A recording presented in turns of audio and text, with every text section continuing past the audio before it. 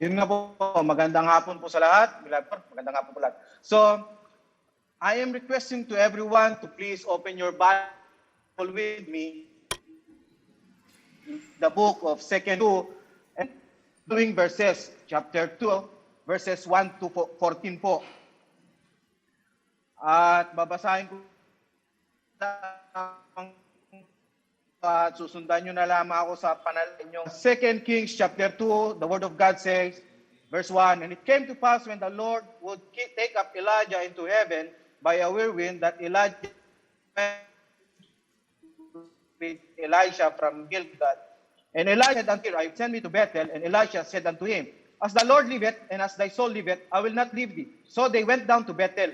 And the sons of the prophets that were at Bethel came forth to Elisha, and said unto him, Knowest thou that the Lord will take away thy master from thy head today? And he said, Yea, I know it. Hold ye your peace. And Elijah said unto him, Elisha, tarry here, I pray thee, for the Lord hath sent me to Jericho. And he said, As the Lord liveth, and as thy soul liveth, I will not leave thee. So they came to Jericho. And the sons of the prophets that were at Jericho came to Elisha unto him, Knowest thou that the Lord will take away thy master from thy head today? And he answered, I know it. Hold ye your peace. And he said, As the Lord liveth, as thy soul liveth, I will not leave thee. And they two went on. And 50 men of the sons of the prophet went and stood to view afar off. And they two stood by Jordan. And Elijah took his mantle and wrapped it together and smote the waters, and they were divided hither and thither, so that they two went over on dry ground. And it came to pass when they were gone over, that Elijah said unto Elisha, Ask what I shall do for thee before I be taken away from thee. And Elisha said, I pray, let a double portion of thy spirit be upon me. And he said, Thou hast asked a hard thing. Nevertheless, if thou see me when I am taken from thee, it shall be so unto thee. But if not, it shall not be so. And it came to pass, as they still went on and talked that, behold, there appeared a chariot of fire and horses as of fire, and parted them both asunder. And Elijah went up by a whirlwind to heaven. And Elisha said it, he cried it, my father, the chariot of Israel, and the horsemen thereof.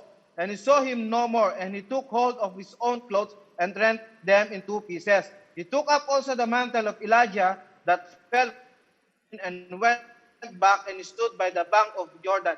And he took the mantle of Elijah that fell from him and smote the waters and said, Where is the Lord God of Elijah? And when he also had smitten the waters, they parted hither and thither, and Elisha went over. So, tayo muna ay dadako sa panalangin. Dakilang makapangyarihan na Diyos na aming sinasamba, Lord, sa pulpit na ito, sa na ito, Lord, prophet, Apostle, Lord, Panginoon, ang samba ng MBB na Diyos, Panginoon, kabuhay, tumatawag sa inyo sa hapon na ito, Panginoon, na unang-una, Lord, kami humingi ng iyong awat, biyaya at pagpapala, Panginoon, lalong-lalo na po ang inyong lingkod na nakatayo sa inyong harapan, Lord. Wala po akong kakayan, Panginoon. Wala po akong lakas, Panginoon, kay Lord. Ako'y nananalangin ng iyong tulong, Panginoon, upang i-deliver ang salita mo, Panginoon. Merong kang wisdom dito, Panginoon. Pagpalain niyo po ang gawain ng MBB, Lord, mga nakikinig, ang aming mahal na pastor, Lord, ang mga preacher, mga elders ng Ecclesia na ito, Panginoon. Ang mga faithful servants, Lord, mga sumusunod, Panginoon. Muli, Panginoon, sana matuto kami, Panginoon, sa kwentong ito ni Prophet Elijah at Prophet Elisha, Panginoon, ay maipakita namin sa mga hindi pa nakakilala sa inyong Panginoon na meron kaming Diyos na makapangyarihan na walang imposible, Panginoon. Sa lahat po na ito, Panginoon, lahat ng papurit, pasalamat at kadakilaan ay sa inyo lamang. Pangalan ng Panginoon Kristo. Amen. Magandang po sa lahat. Alam niyo po, ay sa tuwing halos kinakabahan po, talagang simula nung 4:30 pa kaninang umaga, ay gising na po ako. dahil nanaginip ako, tapos nanaginip din pala ang misis ko. Kaya, alam nyo, talaga ngayon, kabadong-kabado, kahit matagal na pong nakatayo. Kasi ba naman, alam ko na ang ating mahal na pastor ay hindi po siya ordinaryong tao na tumatayo sa mga kapatiran, na punong-puno siya ng wisdom. At ako ay kinakabahan, baka ang ma-preach ko sa inyo ay, alam niyo po, kaya humihiling sa Panginoon ng wisdom. Pero bago ko umpisahan ang aking message, ay gusto kong buksan niyo ang 1 Corinthians chapter 10 verse 11. 1 Corinthians chapter 10 verse 11. Ang sabi po doon, now all these things happen unto them for ensamples, and they are written for our admonition, upon whom the ends of the world na isulat, halimbawa na ito para sa ating ikakatuto, para maging mabuti po tayong Kristiyano, para maging mabungang Kristiyano. At alam niyo po, itong kwentong ito ay meron tayong matututunan. Kaya ang pamagat ng aking maikling message ay ito po. Sa thou hast us a hard thing. Alam niyo po, ang aking message ay related sa aking buhay. Ang message ko na ito ay direktiba na nakaangkla sa aking pagkatao. Sapagkat ito ay natutunan ko sa Eklesiya ng MBBA. Ito ay narinig sa Word of God, na ituro sa preacher, ni pastor, at naipamuhay ko. Kaya po, sa katayuan ko ngayon, ito po ay bunga ng request na hard thing sa aking Panginoon. Kaya po, alam niyo, pagka tinitignan ko ang buhay ng ating pastor, kasi ito yung itong unang taon kong Kristiyano, nabasa ko ang Bible 3 times. At ito ang mga naswento sa Old Testament, kay Caleb, kay Joshua, kay itong si Elisha, at saka yung babae na tumulong kay Elisha. Yan ang mga paborito ko na kwento. At sa tuwing binabasa ko to ay naaalala ko ang kwento ng ating pastor. Alam niyo po, na kasi nung una akong mga Kristiyano, nagbabasa ako at nadagdagan ang kaalaman ko. Kasi nung lumipat ako dito sa Jeddah, maraming kaset yung dating preacher dito. Marami siyang kaset. Preaching ni pastor. At weekly ako, nagbibiyahe ako ng 700 kilometer sa trabaho ko. Weekly yan. Kaya along the way, kumukuha ako ng kaset at pinapatug dati, wala pang CD noon, yung sasakyan. Yan ang pinapakinggan ko along the way. Yang highway na yan.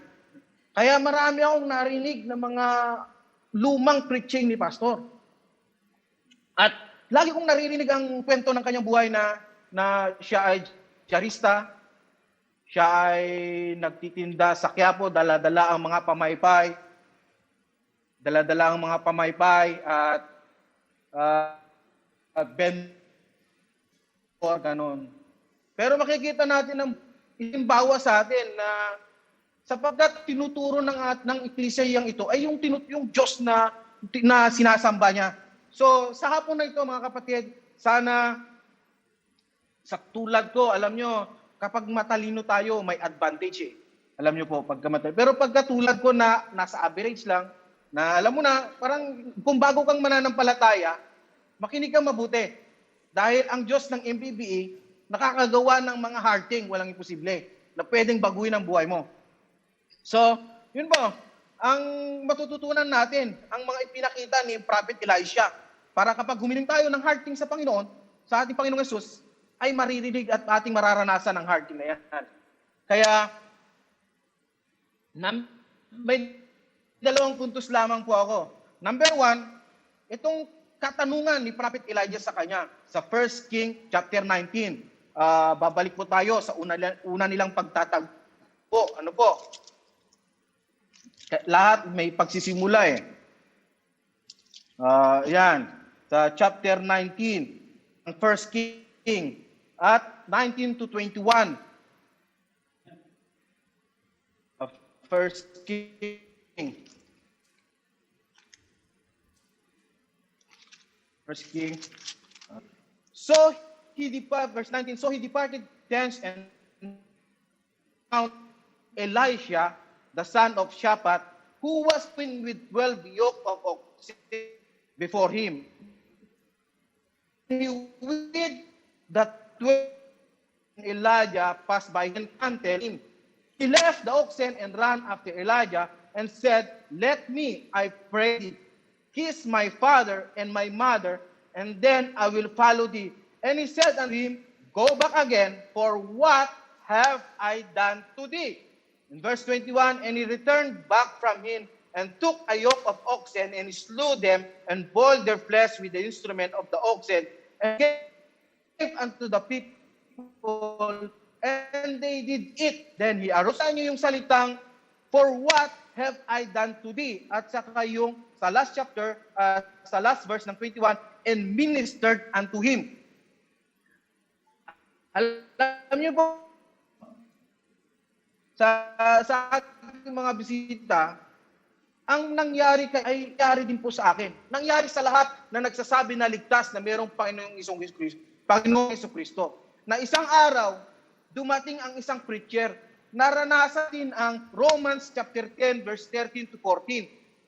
Ano pong sinasabi sa Romans 13 to 14? For whosoever shall call on him in whom they have not believed. And how they shall believe in whom of whom they have not heard, and how shall they hear without a preacher? Ano po? Merong dumating, may daladala, at yung preacher rin daladala ang salita ng Diyos. Yan po ay naranasan ko, alam niyo po. Katulad ni yung salvation ng eunuch sa Acts, si Philip ginamit. Sa salvation ng leper, na where is the nine? Yung isang bumalik. Katulad ng salvation ni Zacchaeus. Katulad ng salvation ni Cornelius, the centurion. Merong pinapadala. Ako ay naligtas sa MBBE. Nabautismuhan sa MBBE. Ako po ay naniniwala na ginamit ng Diyos ang MBBE sa aking buhay. Ginamit pinadala niya ang ating pastor para simulan ito. Sana ganitong tayo mga kapatid, para makuha natin ang great things kapag nag-request tayo. At makikita natin, nung naligtas ako, may lumabas na katangian para magawa natin and ministered unto him. Di ba sabi sa verse na, all things are passed away, behold, all things are become new. Merong ginawa ang Diyos sa aking buhay para maunawaan ko na nung dinala sa akin ng preacher, ang salita ng Diyos ay hindi reliyon ang tinanggap ko. Hindi samaan. Hindi kung sino man ang tinanggap ko. Kundi ang salita ng Diyos. Ang salita ng Diyos na nagsasabi na ang Panginoong Jesucristo ang Panginoon na tagapagligtas. Naunawahan ko. Kaya nga po, sa biyaya ng Panginoon, mga kapatid, magpo 14 years na ako sa MBBE. Kami na po akong preacher na pinagsilbihan o na sinusundan. Marami, umalis sila sa gawain ng Panginoon. Hindi na halos 8 na preachers na po ako kung saan ako sumusunod. May umalis, may preacher umalis. Pero sa biyaya ng Panginoon, nandito sa MBBE ko, nakatayo sa inyong harapan. Sapagkat yung moment na nakakilala ko sa Panginoon, ang tinanggap ko ang Diyos ng MBBE. Ang sinamba ko, ang nalaman kong Diyos ay Diyos ng MBBE, ang totoong Diyos ng Bible. Kaya hanggang ngayon, ng Panginoon, naunawaan ko, for what have I done to thee?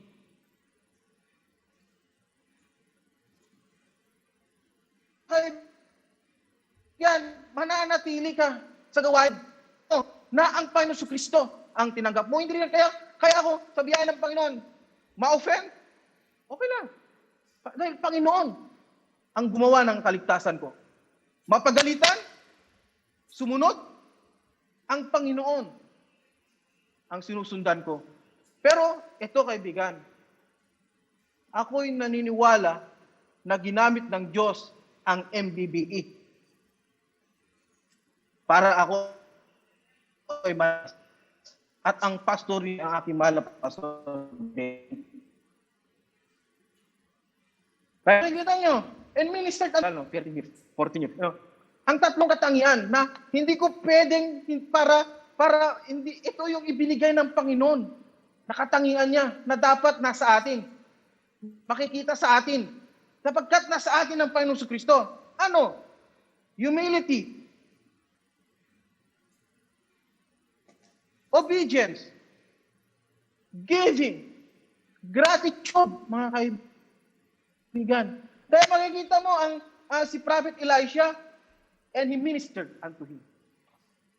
He ministered unto him. Kaya, alam mo, may mga umaalis. Kadahilanan na merong hindi patuloy.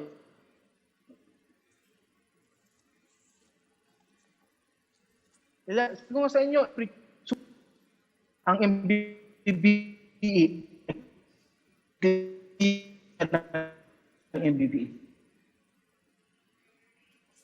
kaya gusto natin na tayo, pag humingi tayo sa Panginoon, nung hinatid sa iyo ang salita ng Diyos, ang Panginoong Jesucristo. Ang siyang nagligtas sa iyo. Walang kinalaman ang dinuman sa iyong kaligtasan. Dapat ganyan ang attitude natin. Para makahingi tayo tulad ng kay Elisha. Okay? Number 2 po. Sapagkat ang number 1 ko na yun, hindi mo magagawa ang number 2 na ito kung hindi mo maunawaan ang number 1 na sinabi ko sa iyo kanina. Ngayon, number 2. Ito yung points number 2 ko. In verse sa binasa natin sa Second Kings sa chapter 2, may mga paulit-ulit na binanggit si Elisha kay Prophet Elijah. May paulit-ulit na binanggit. Ano yun? Ito po yun. And Elijah said unto Elisha, tarry here, I pray thee, for the Lord hath sent me to Bethel.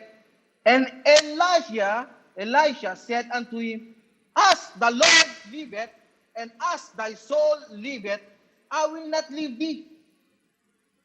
Ipinamumuhay niya ang verse na ito. Ipinamumuhay niya ang verse na ito.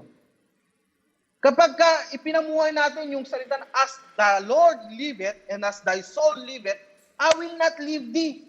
Mga kaibigan, kung yung number 1 na unawaan mo na ginamit ang MBBE, na ikaw ay maligtas, mabago ang buhay mo, para ikaw ay nakaranas ka ng pagpapala.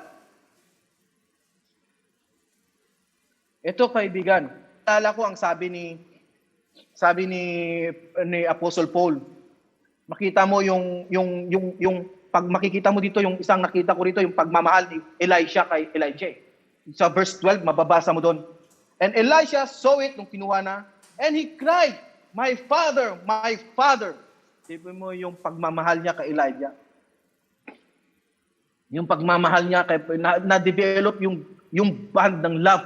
Ano niyo? Kaya nga sa Apostle Paul sa 2 Corinthians chapter 4 verse 5 to 10 ang sabi niya, for we preach not ourselves but Christ Jesus the Lord.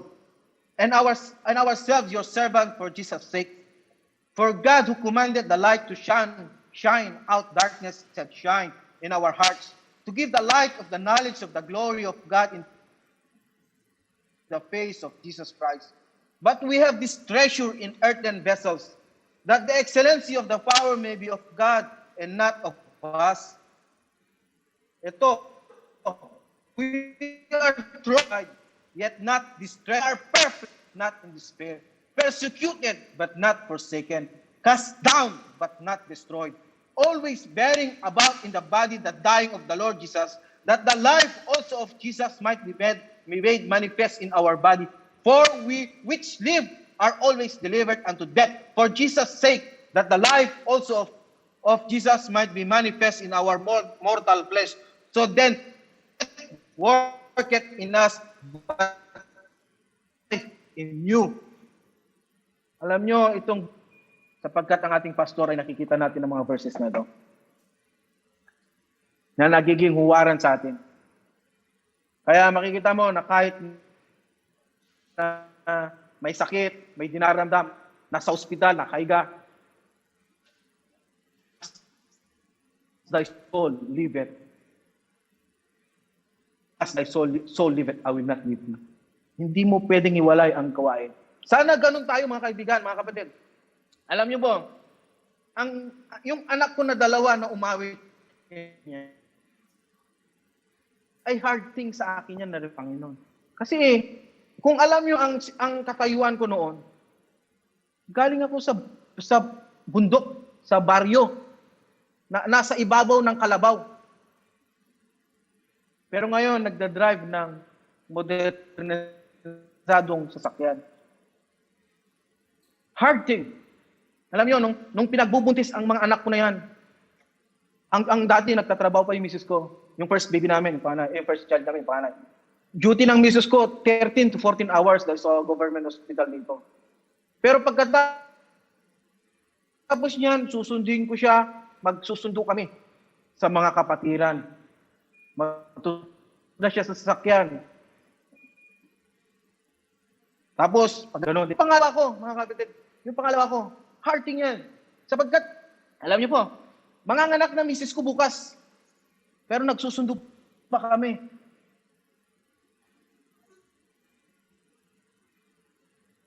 Yung trabaho ko, mga kapatid, Panginoon, bakit?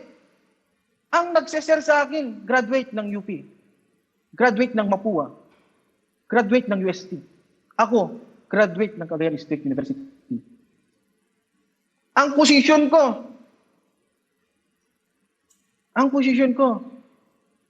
alam nyo, ang posisyon ko, matatagal sa trabaho namin. Sinasabi ko sa inyo ito, mga kaibigan, sa mga tulad ko na nung una, parang walang imposible. Parang walang pag-asa. Pero unawain mo ng Panginoon at magsilbi ka. Huwag mong iwalay ang sarili mo sa gawain, sa ating mga pastor sa gawain ng MBB. Alam mo, pag nagmamahal ang isang tao, kaibigan, pag nagmamahal ang isang tao, walang mahirap eh. Hirap po. Sapagkat alam nyo, ang nanay ko matagal na naging kapitan. Lahat ng issues of life ay nakita ko habang lumalaki ako. May black eye, pupunta sa nanay ko, black eye dito, pabwasak. Sabi niya, ipapakulong ko na talaga ang asawa ko. Binubugbog ako, kapitana. O sige, pakulong na natin. Pero alam mo, pagka nandyan na ang pulis, nandyan na ang kuhuliin na yung asawa, at ng I love you, yung wag na natin ipakulong. Nagmamahal, kaibigan. Nagmamahal siya. Kaya, walang mahirap sa gawain ng Panginoon pag nagmamahal tayo sa Panginoon. Walang mahirap. Kaso minsan, nakakalungkot kasi nakikita mo, gusto mong hiwalay. Paghatiran na, tumatakas ka na, kumbaga, nagkwakuan ka na.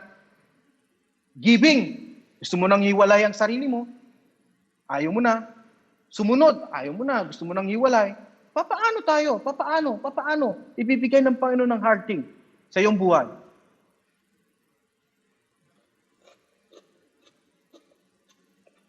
Paano ibibigay ng Panginoon ang naman natin nagagawa ang tulad na pinapakita ni Prophet Elisha, ng ating mahal na pastor, ang mga elders ng Ecclesia, ang mga preachers ng mga Ecclesia na ito. Sa aking pagtatapos,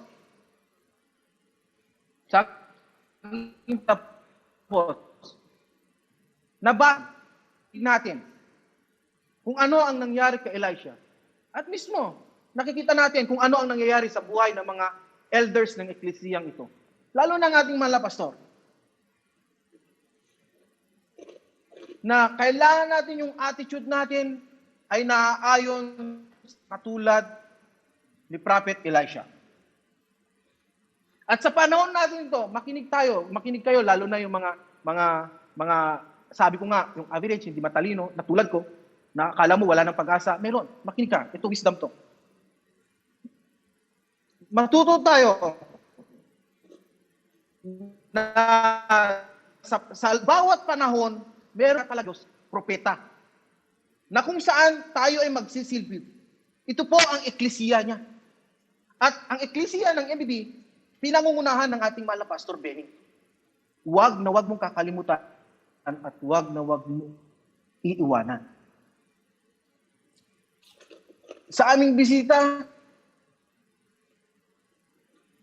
katulad ko nung una, narinig ko ang salita ng Diyos na ako ay makasalanan at walang magandang papupuntahan. Sabi niya, may solusyon yan, ang Panginoong Kristo.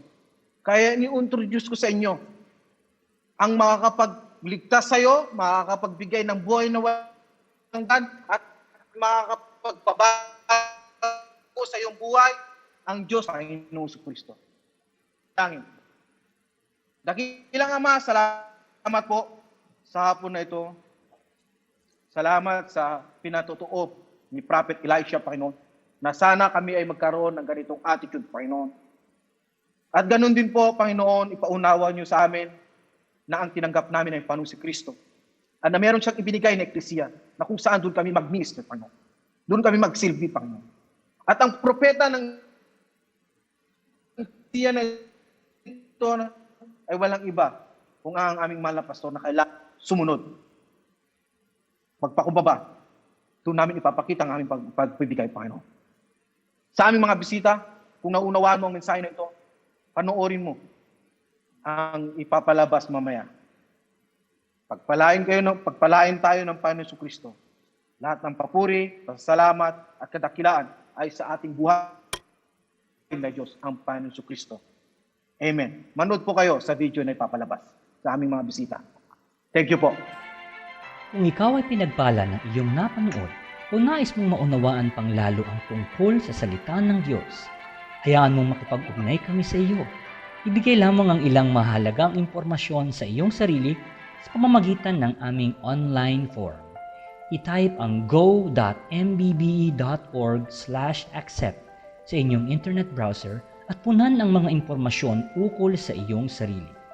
Maaari ka ring magtungo sa mbbe.org para sa iba pang impormasyon tungkol sa aming mga gawain at pagsamba. Kagalakan namin na ikaw ay makilala bilang isang bagong kaibigan at kapamilya kay Kristo, ang iyong sariling Panginoon at tagapagligtas.